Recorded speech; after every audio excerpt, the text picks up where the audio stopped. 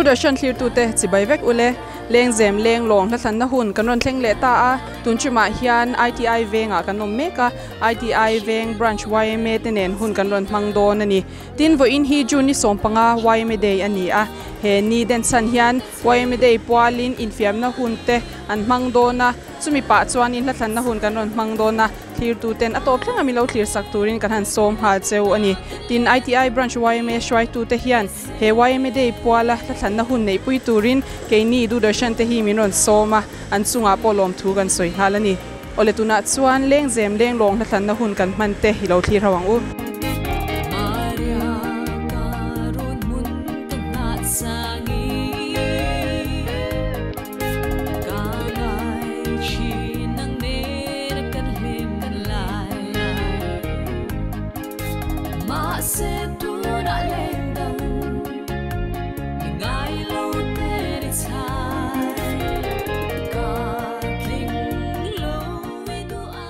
ole tuna kabulading hi arla lom sanga ania ani hi ITI Veng branch YMA president nilaya ni a la atlan main zona tlem khanan in zo tanga he voina YMA day kan han mangta engtiang nge in lo in buat sai dan te kha sha them vo in ni man tur hi nia he kumtin hian man dan deu bi kan ne a chhun lama hian in elna in fiamna chi sang kananti chuan tlai lama volleyball YMA volleyball final hi kan veng a chuan kan ngai hlu hle a chu kan nei thina tlai lama hian volleyball final kan nei bokanga tin zan lama hian social kan nei don bokani ti chuan member za thi sha them ITI Veng branch YMA a hian tuna hian member hi sangthum le somsari kan nia ame chiale mi pang zong chung kalo chin che chialo chuan Thlan lama han lut ta ila he vo in YMA day PUALin la Thlan na hun te kan han manga ila du ber kha han thlang la drawing hlang yang nia enge niang o YMA day te ni boka rual tin khum tu YMA ti PC walal the ti sakha kan thlangange ITI Veng branch YMA member zong te tan kan thlangange Shang hui leng semua lia amin tuai thar te an so rual tin khum zaleng in sia YMA sak ming an ko kalen rual lung du teu hang lo ten it ben amu ram riang te hikan kur pui matiang so nagang chul pui ram kal siam tuang a sa ve pei khai then reng a sa nge kan lua nge do ne pen ru ra tiang kai i re lang lu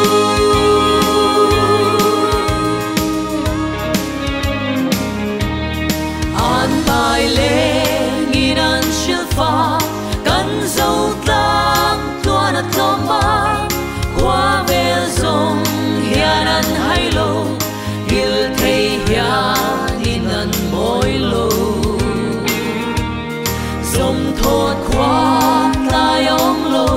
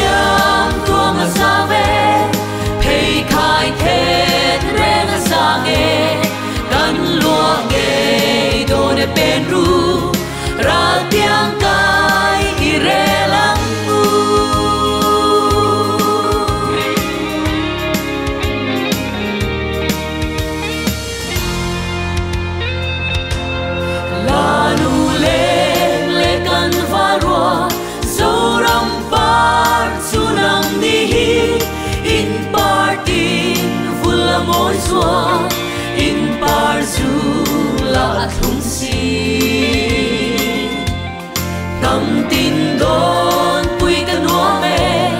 khoa yang lo in lòng lên xe đón đi nan mà bilong e kir sai re at re long e karen rua lung du teu hang lo ten i penang mu ram riang te hikan kur bui matiang so nakan chupui rang ka siam tuang asave pei khai ken reng asange kan lua nge do de peru ra tiang ka i re lang tu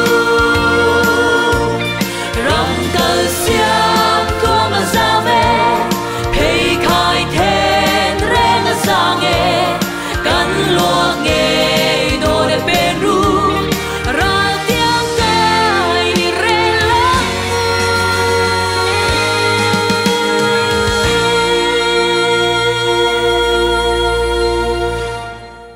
ole tuna ka bula ding hi PUAL Thlan ato chong ania ani hi local council chairman ni lai ania voina thu soi turati ania YMA de an mana piang hian thu soi turati chin ania athu chatak tak te kan lo ngai thlato a ti chuan voina hlan na hun aron mangdona chumi ma chuanin YMA de i mudan shim tele in branch na in lom dan chin hi chatok ni shaem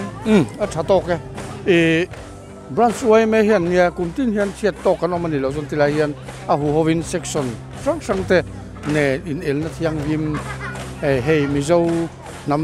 lam le thil eng mo hian in el na thiang vim kan nei thina chuta chuan YMA de hi hlim takin pui noi kan mang thina ni ti kan sai du ni kan hnunga kan huang hian cheron kan me ka heng te hi YMA member vek ten niem oni an nia alaya mi so YMA chang an nia asir ami ho hi section YMA huam chung mi in elna an nei ni hi me kana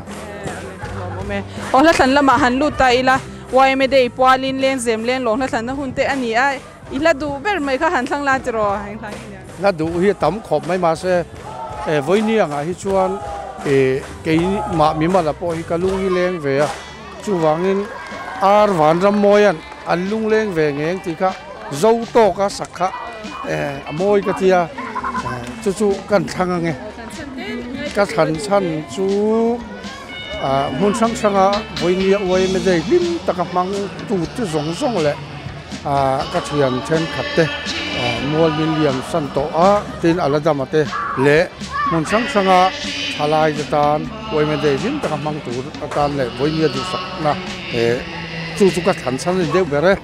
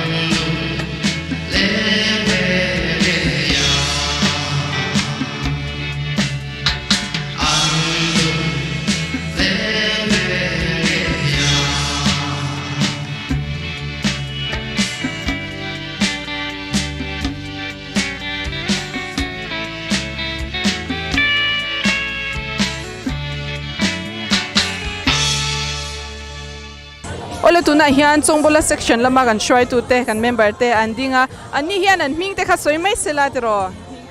official pek le na kania chongbola section a hian executive member kania branch executive member kani bokani pu David zone nun thara kania chongbola section a hian leader kania branch executive committee member kani bok okay hi dalrin puang kania chongbola section a hian the assistant leader nia branch executive nia information chairman hey voina YMA day te lim takin kan han manga anwawin TM enge in hudan nuam khop mai hey hun rei tak dang lo thir kan lo base ange in ni zana tangin namla min ti siang na kan neya kan lim khop mai anuam kan ti khop mai kapu nang base ye pai TM base pa anuam kati khop maya YMA na kum kata kan hun poimo ber ani chuwang chuan hei lai mo na kan manga limom takin kan manga nuam khop mai ti chuanin ITI Veng branch a hian section hi pathumin kanin chenatra wa chongbola section le wana pa le tai te section pathum kan ni e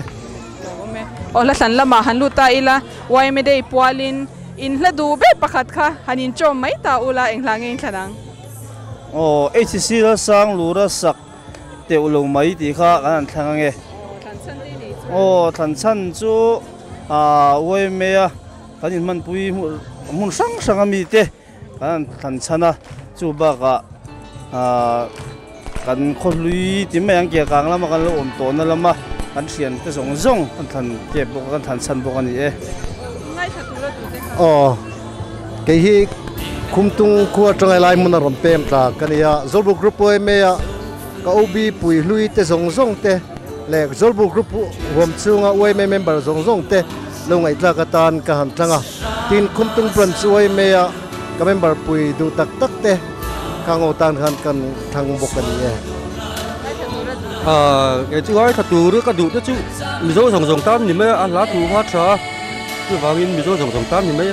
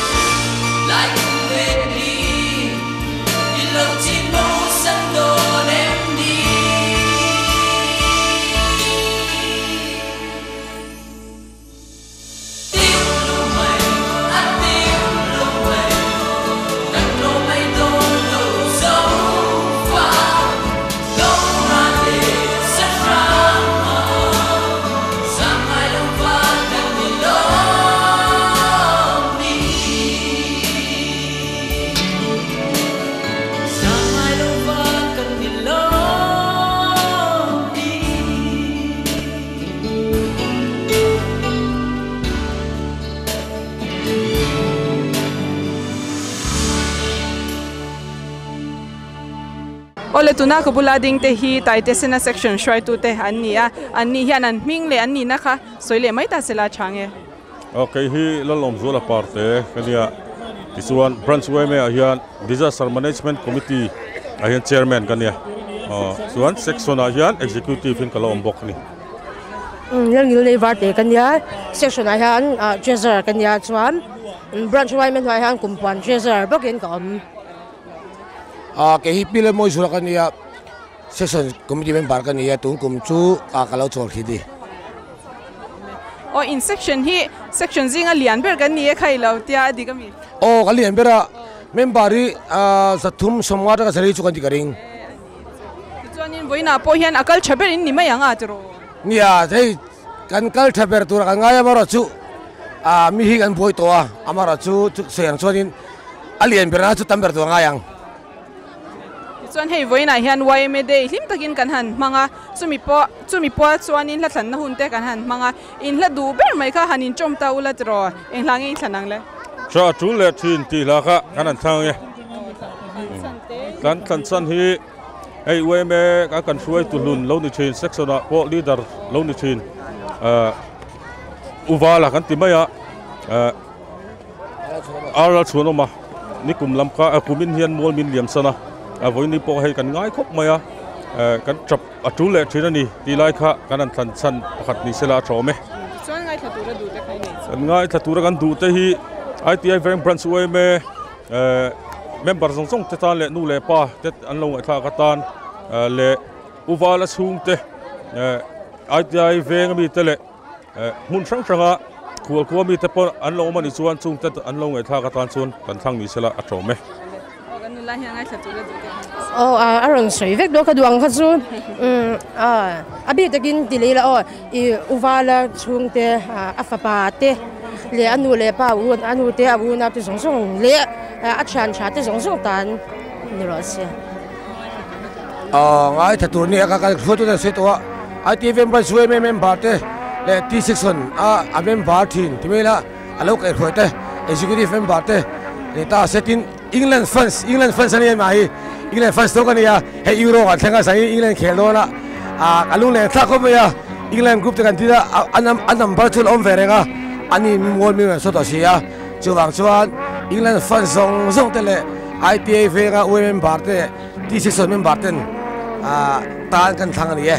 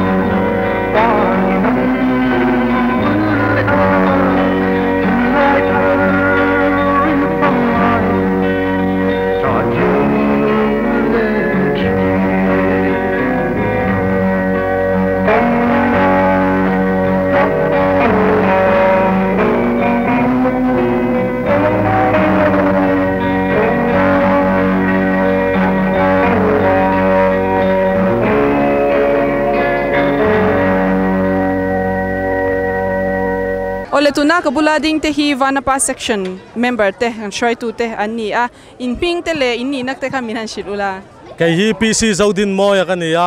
vanapa section a hian leader ni lai mek kani kai hi lalot ke makania assistant leader kania kai hi jela tan chua valte kania tuna tak hi chuanin ni na kanai sui to lawa kum masa lampang khanin member chukani vetting committee vel cái hi thang liền xuống là pha này cái này tu na hian vanapa section này hian assistant secretary của mấy cái này vanapa section lamte in che chaviao ti kan lo sia tundin huna enga ngin chakto inel na ai chuan majority mai chuan pakhat na le pani na kan hui deuh vek ani in lo ti to te hau kha han kan lo ti to chu futsal a khang category sang oma men women a khang kan champion a veteran a khan chuan midang kan hla thema chuan volleyball a hian final kan lut ve boka chuan enge kha nam lama khan panhina kan ni bokani pumpuya in che chale mai a chu member tamber section kha tai te sena section anti a amai ro chu in khum tlat mai ti ro ni tai te sena hi member hin tambera ke ni a hian mi zadon in an tama ma se inel na hi chuan kan hnuaya kan dani tai te sena section te hi chu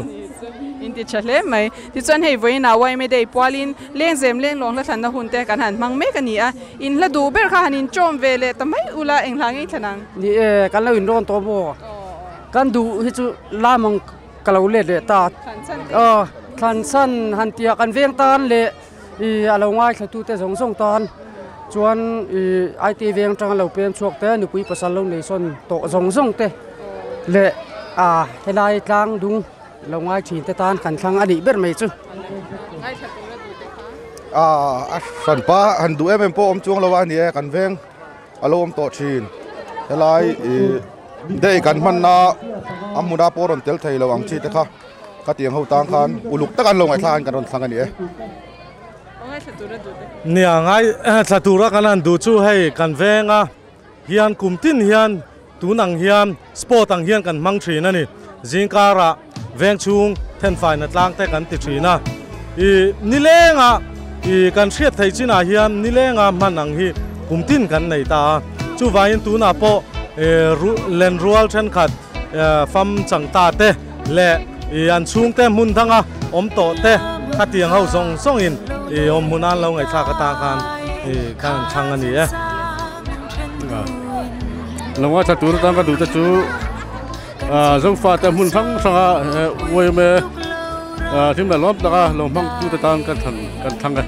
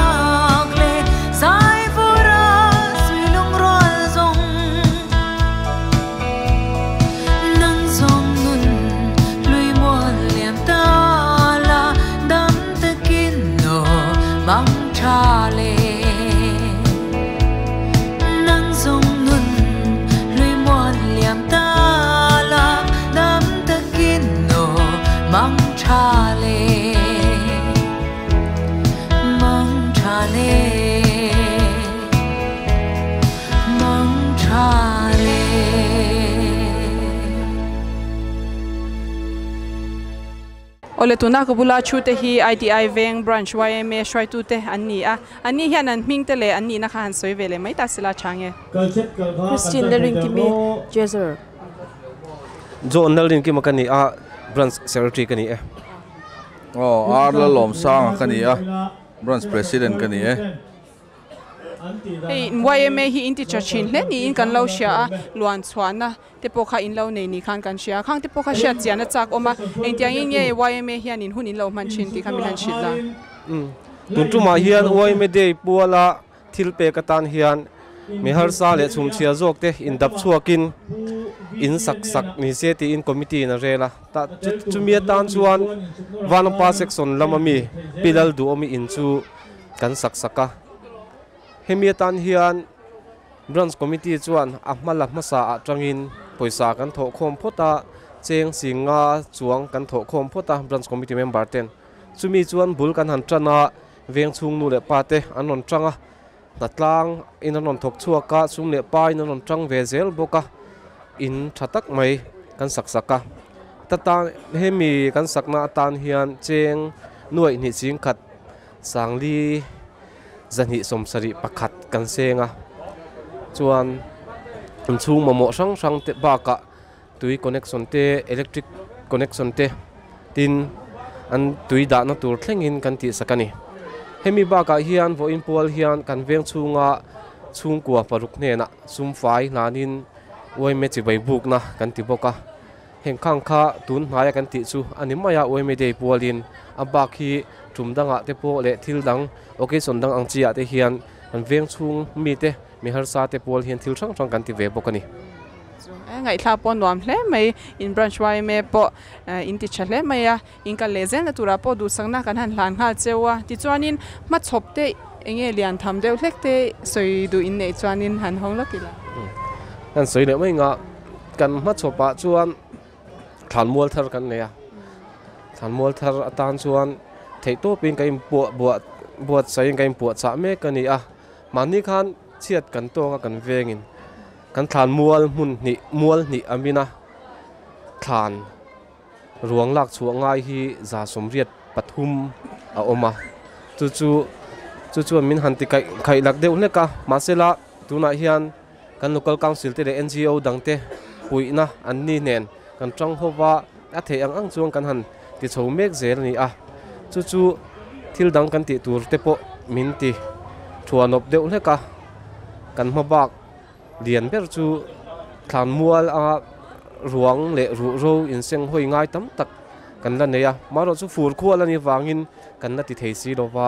fawang chowa khu han tui hulse chu he mania chuan ani deuh maya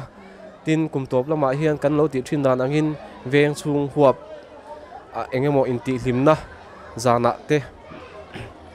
zai thiam te somin helai huna te le kan YMA hola te kan nei thina chu member te kumtop lama inti phurnan le inti chakthon tharnan chu hun kan buat sai le kan mabak te chu ni dewe ole alom ome in ma chopte ti hlotling ei turin du sangna kan han hlan hal chewa chuanin hlan lama han lu tamai la he in pathum ayo in nangman han tlang le tamai la ti ro Lengzem Lenglawng hlan na hun te ni angin idu ber kha Lenglawng Joseph Zaiming thanga hla sak man la yan chang zota ti kha kan thanganga than chana chuan kasirami te pahni kan sirami te pahni hi kan branch treasurer le kan branch president te ni phot chela chuan hel halo ngai thlathina lo du nal lo ti ve zong te tan ni le mai ro se kan than chana tan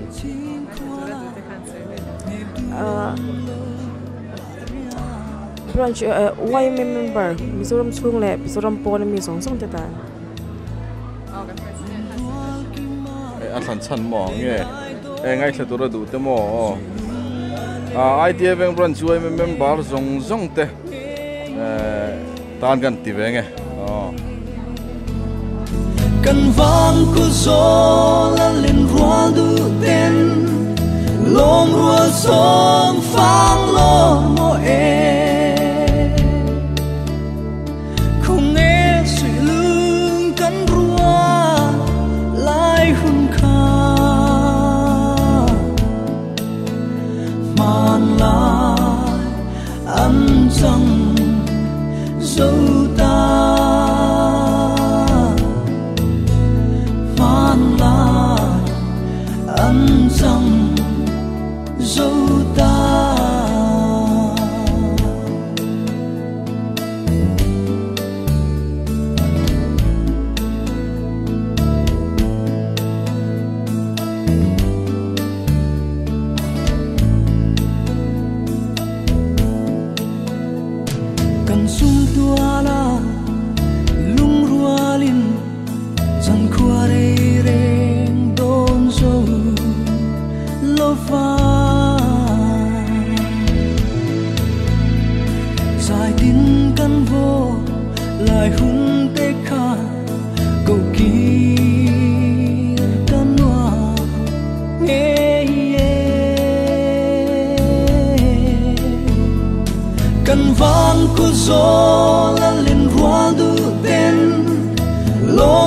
sông phang lo mô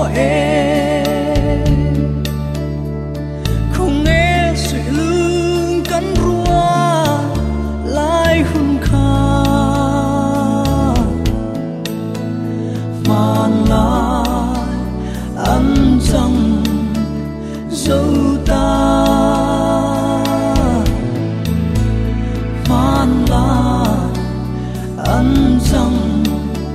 dấu ta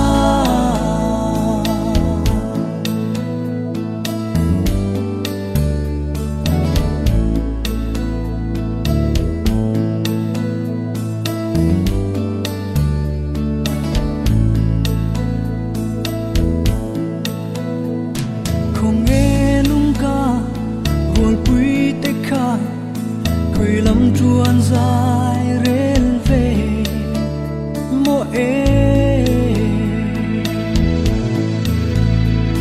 cần run sang à chìm lại hung kha thiên lại ăn ắt cha reng si cần vang cô gió la lên hoa du tên lom rua sông phang lo mô không nghe suy lưng cắn rua lại hung kha màn lại ăn chẳng dấu ta màn lại ăn chẳng dấu ta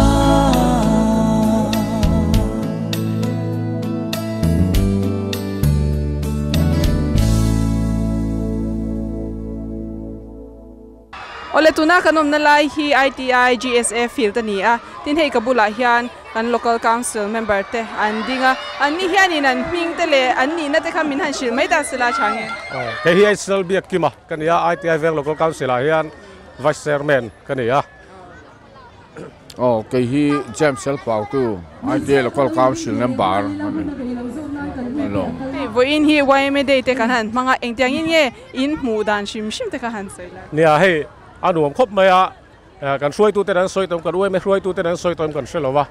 kumin furwa tui bohok ron sura khan kan Veng Thlan mual Thlan za somriat chuang ruang le ru ro phor ngai kan han oma khotlang kan ngui viawa he YMA day voinia lim taka kan mang thei po hi lelama chon kan lom le khotlang soi tu minga kan ne na poin kan YMA soi tu ten ruang man na thataka han siam hi kan lom em ani te kha kan soi duwa kan lu sun na te kan mang an mek la ya he tianga khotlang lo pang nen kan han ri lui thei hi kan lom hle ni ti kha kan soi nge ti chuan hei voina YMA day PUAL in la thlan na hun te kan han mang me khania in pani in hla kha han in chom mai ta ula te ro tu zo kin nge han thlangang le ani o lal biak hluni kol ni lasak karon zong zel che ti kha kan thlang deu na pang chu chan deu bi re YMA day la thu ga ngai tha chiang ila kan lo man pui to then rual voine kan zinga om ta lo te le mun sang sang han pem ta le in son ta te khan lo ngai tha se kan thian tha te min boral san to le chung te le tuna he program lo en lo thir tu kan thian min se tu zong zong ten min lo ngai thak sik sela ni kha ka than san ni ro se YMA day mang tu zong zong ten zivain ITI Veng local council in lim taka mang turin du sakna kan han vek cheu ni kan lo me ngai thatura du te hi ITI Veng mi pui le hun sang sang an chen rual tha te zo khalma mi te la ai zo la mi te lo ngai thaturin nge na kan bei sei bong ani a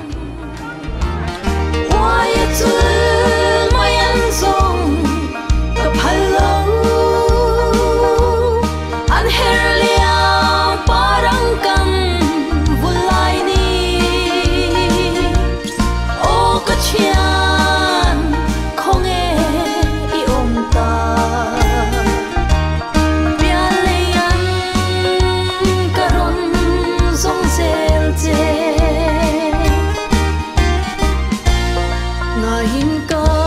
ao hoi ruai che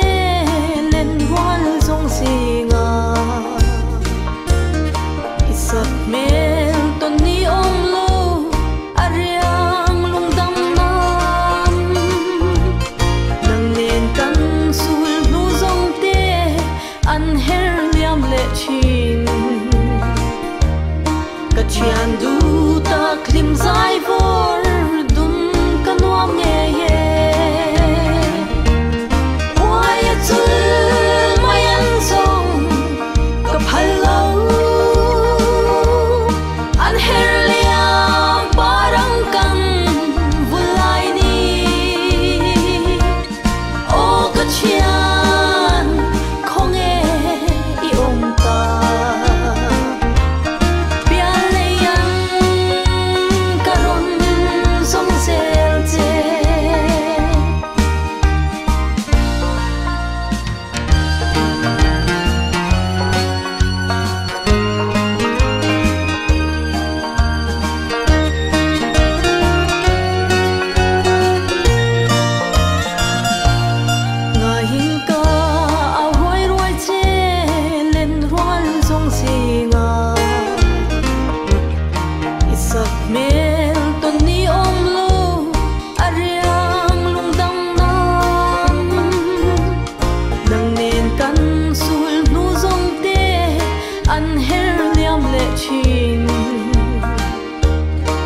chian du ta klim zai vor dun kanuam nge ye why it's my song ka phalo an herlia parang kan vulai ni o ka chian khong e i om ta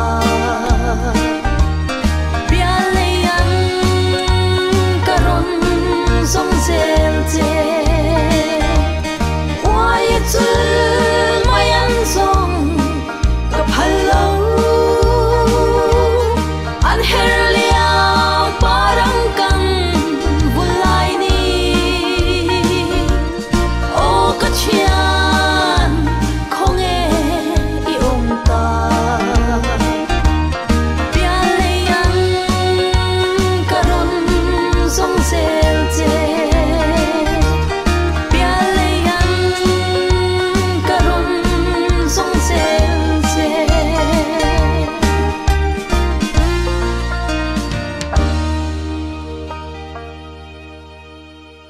ole tuna kabula ding te hi la thlang tu tur te an nia ani hian in an hming te le ni na te nei chuan in han soi mai ta sila change lal hming sangi vana pa section kan nia cultural committee a secretary kan ni RD moya branch executive member kan nia kumpuan sub committee a hian vice chairman kan ni bo khai lo boy tai te center section i boy me le maya voin chu pen le paper nen whistle nen enge voin ai ti pe khami na chin khachuan khami culture in culture ka khang kan endika an score dan vel kha le pakhat na pahni na ti vel kha kan lo endika ni de uber mai ani son hei voin hi YMA day kan han mang ani a hlotling ini sha em a hlotling in nuam ka ti khop mai hei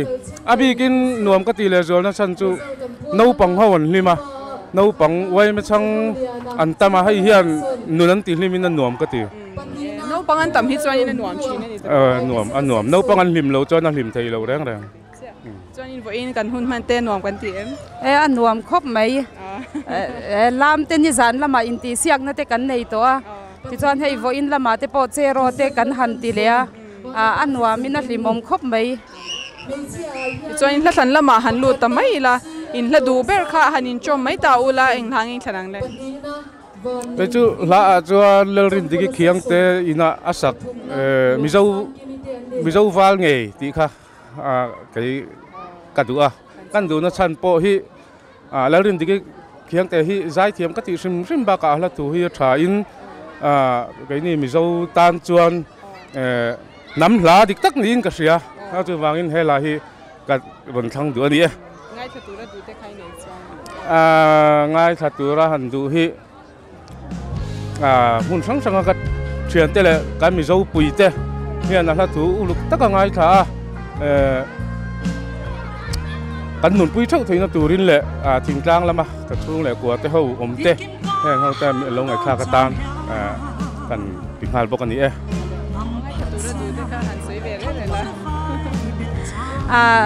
hun chan chana i YMA member zong zong vo in hun mang zong zong te ta na ka thang ni sela chuanin hemi veng chunga ka YMA member pui te le mun chan chana member YMA member zong zong te lo ngai tha ka tan kan ron thang ani ki song ka thang mi so va ril ro mun kha tu thon si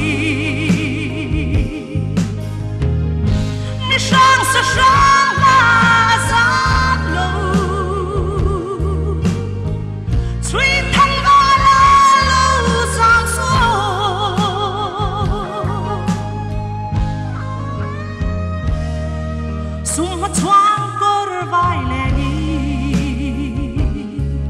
fin le su nem đôi che mak sela kan mi zo nun hun him na kan zo ram tan pang par moi ilonia ki song ka tham mi zo va nge ril ru hun kha tu thum si mi shan se shan ma za lo sui thang va la lo zam so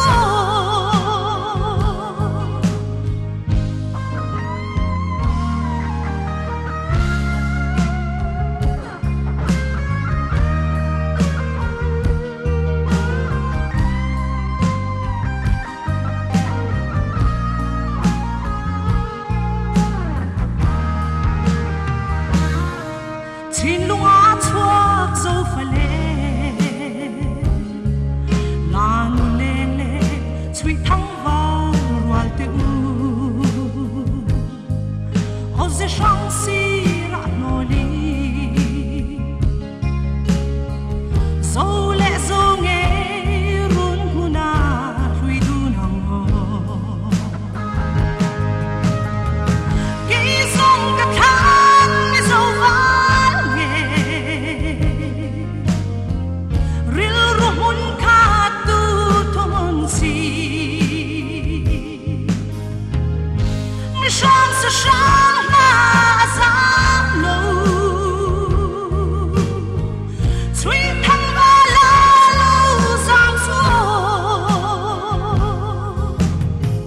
sui thang va la lo zam so ole hei ka bula hian YMA shoi tu te andinga ani hian in an ming te le an ni na te kha han soi vele mai ta sila chang ya ka ming chu Valasha Regiral te kan hi a ITI Veng branch YMA hian branch executive member ni lai me kan ni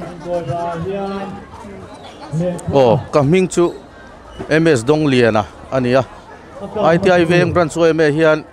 vice president in ka me kan ni hei ifanu mi han soi vele Mercy Larin Zuali ani hi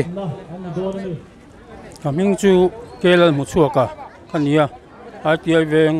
branch YMA hian senior advisor kani voin hian no mi tiam ka pu nuam ko mai a lim an nuam ani voin ni chu kan vain a khotang hatia hun han man te hi akhata hatiang hun kan an mang hi an nuam ka tia song thang kha khop mai ti chuan hei voina YMA day PUALin la thlan na hun te kan han manga in la du ber mai kha han in thlan chom tamai ta ula englang ei thlanang le alom ome nia van lal mangai na ding ri la lim lai ni atia kha kan thanganga ni hei kan thia tangin voin ni a po YMA day lim takin hun kan manga heng tiang hun te hi eng ti khuna nge kan thlen liang ti po hi ngai tua tham nin kan ria chu ti te ania wang chuan he la hi hlim tak le nuam taka voin nia hian kan man theinan te po ni ta sela athange a ngai thatura kan du te chu nia hei ka khua le tui khobel lama ka thian tha te le tin nu le pa u le nau te tin he ITI Venga thian tha tak tak te no matin YMA lama ka tho pui te zong zong tan he la hi an lo ngai tha ka tan kan thlang ange kan chian te mun sang sang om lo ngai tha ka tan na kan thang dua tin voinia YMA day mang tu mun sang sanga mang tu te ta la hi mai ka tu chuan kan du ani ITI Veng mi pui zong zong te le kan lim lai ni hi are lova kan lim lai ni te ding ri tura la du zong zong te tan kalon that sake donin san mu ka ching thei lo zum khwa nu mal som na sara ta rim ni Lenglawng te hian kan nau che ding ri tu ri o lim lai ni kan chan to ka khoan lengi arel ve chu i vui longo chan to ka lum ôi thia mi la ra lệ mây tu sinh mun kan chan đâm lại bial ra i chan ti rang sung khoa nu mal som na zara đâm tên kan tung lệ ta lim ni Lenglawng te hian kan nau che ding ri tu ri o lim lai ni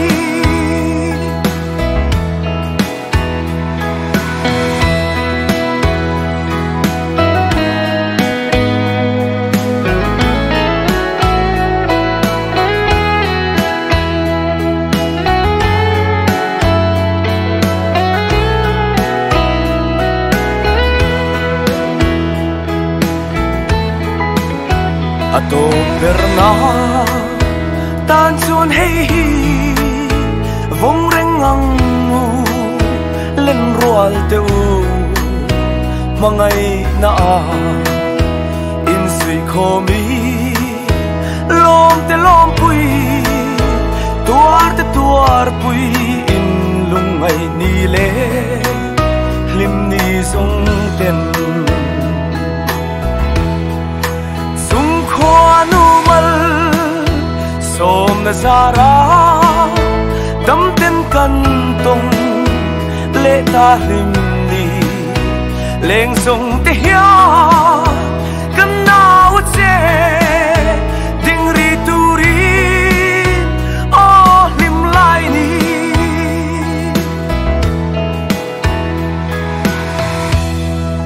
ole khati zong kha YMA dei PUAL ITI Veng branch YMA member te ne na Lengzem Lenglawng la thlan na hun kan man ho te chu alo ni le tareng maya in lama min lo thira kan hun te min lo thir sak chin tu te chunga lom thu kan soya kan program te min lo thir sak zel tur po in kan han som hal bok cheu ani tin voina hian ITI Veng branch YMA shoi tu te hian he program man pui tur hian min soma an sponsor boka an chunga hian lom thu kan soi hal bok ani ti chuan ke ni hi antiklai po a soma sponsor theireng kan ni a som du te kan lo omani chuan he number 9436354464 a hian SMS in emo WhatsApp in somna te siam theireng ani e ole khati zong khani le phot se thlir tu te in chunga lom thu kan soye